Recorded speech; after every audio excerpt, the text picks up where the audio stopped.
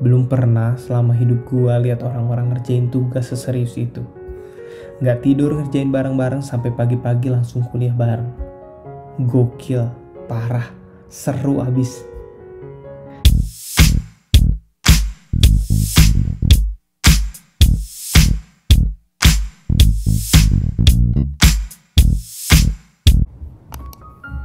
Awalnya gue merasa gak punya masa depan karena pernah jatuh bertubi-tubi.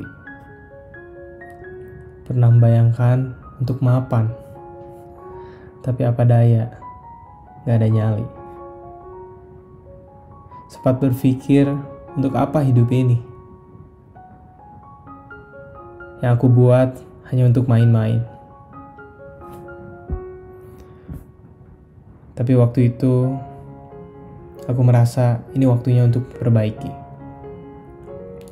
Di saat semuanya telah hancur, untuk apa juga ditangisi? Kali ini gue mau coba sesuatu. Lagian nothing tulus juga. Kan udah hancur. Itu gue di masa awal kuliah. Dan predikat nilai IPK 1,76. Kalau orang-orang bilang sih nasakom, nasib 1, aku bukannya bodoh, tapi aku hanya malas saat itu untuk belajar. Aku sedang menikmati hidup, di mana baru kali itu aku merasakan kebebasan jauh dari orang tua. Tapi kenikmatan itu hanya bertahan sesaat. Tapi pahitnya terasa tidak sesaat. Mau mati rasanya. Aku merasa dan berkata pada diriku sendiri, haruskah aku menyerah? Karena aku ambil jurusan yang paling susah di kampusku. Karena cuma jurusan itulah yang dapat akreditas A selain kedokteran. Soal-soal setiap ujian selalu menggunakan soal-soal Nanyang University dari Singapura. Rasanya mau nyerah. Kalau bukan untuk menyenangkan papa mama dan tidak mau mengecewakan mereka, sudah pasti aku menyerah waktu itu. Akhirnya aku putuskan untuk bangkit.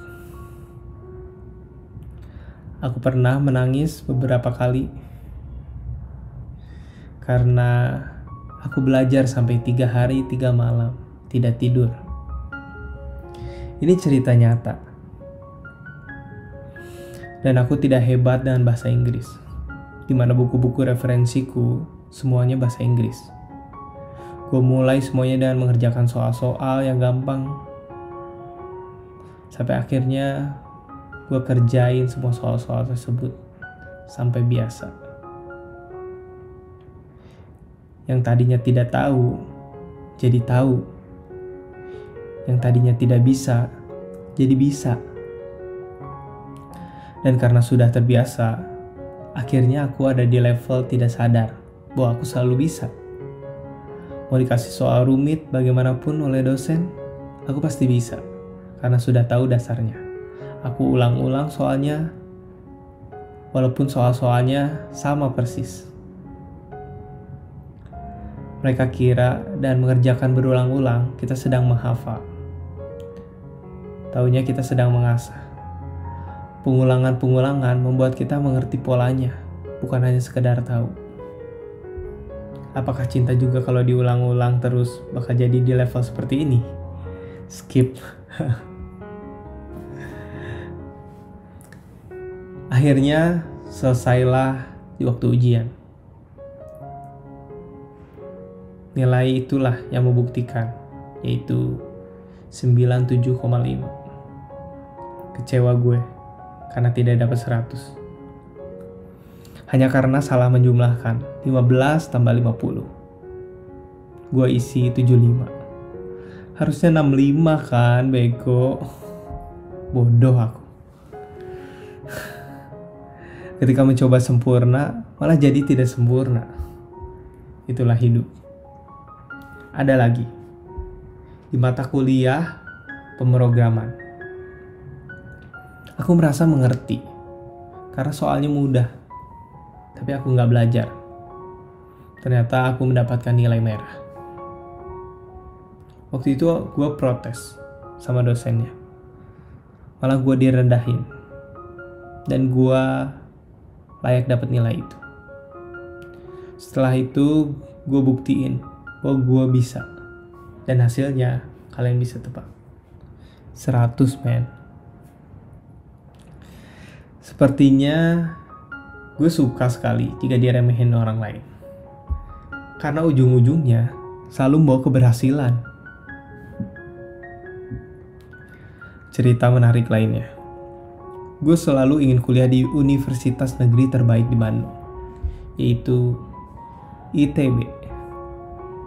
Akhirnya gue memutuskan untuk mencoba mendaftar ke sana. Namun awalnya gue cerita ke Bonyok, dan Bonyok lebih setuju kalau gue kerja untuk cari uang. Kalau intinya buat dapet uang doang mah ya, kenapa gak beres SMA gue cari uang bener-bener, atau sedini mungkin. Waktu itu gue merasa perlu untuk ambil S2. Karena akhir-akhir itu, gue merasa lebih bersemangat untuk belajar lebih dari segi pendidikan, koneksi, dan ingin sekali memperbaiki kuliah S1 gue, yang dulu awal-awal gak serius. Akhirnya Bonyok gue juga meremehkan bahwa gue bisa masuk ITB.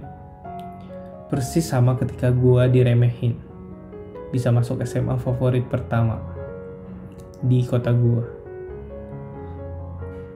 Bonyok gue bilang kalau gue bisa masuk ke SMA favorit nomor 1 di kota gue itu, gue bakal dikasih mobil. Tapi kali ini gue masuk ITB gak dikasih apa-apa.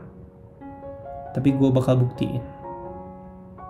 Dan persiapan 3 bulan sebelum persyaratan terkumpul, gue persiapin dokumennya, dan gue persiapin secara akademik untuk tesnya. Ada tes Pepenas yang susah, dan ada tes TOEFL dari ITB. Dan masuk 1 bulan setelah gue tes. Dan ternyata kalian bisa tebak lah ya, gue keterima walaupun mepet banget. Beda 1 poin guys. Gue gak lolos guys. Kalau aja gue miss 1 soal, gue udah pasti gak lolos. Tapi puji Tuhan, gue lolos. Grade-nya tuh ya harusnya 175, dan gue dapet 176, sekian. Itu hasil penjumlahan dari poin tesnya.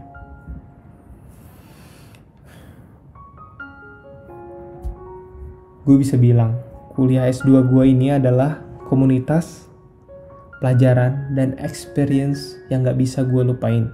Karena super kompak parah. Kalau kata dosen nih ya, kelas kita tuh bisa bikin 1 negara sendiri. Saking kompaknya. Dan gue melihat orang-orang pinter-pinter di sana yang udah bisa jadi support system gue. Belum pernah selama hidup gue lihat orang-orang ngerjain tugas seserius itu. Gak tidur ngerjain bareng-bareng sampai pagi-pagi langsung kuliah bareng. Gokil, parah, seru abis. Capek iya, tapi kebayar semua dengan kekompakannya dan kepedulian satu sama lain. Gak ada yang individual dan kompetitif. Ada deng, walaupun minor. Tapi lebih banyak yang merangkul kiri dan kanan mereka. Dan mereka tidak melepaskan tangan-tangan yang lemah. Mungkin nanti gue bakal ceritain di episode selanjutnya, kalau kalian pengen, tentang MBA life gue di ITB. Intinya gue pernah gagal. Dan sekarang gue belum bisa bilang bahwa gue sekarang udah sukses. Tapi yang gue tahu, sukses itu selalu lebih dekat 1 meter ketika kita ingin menyerah. So jangan menyerah sekarang. Kasih tahu gue kegagalan lu apa aja.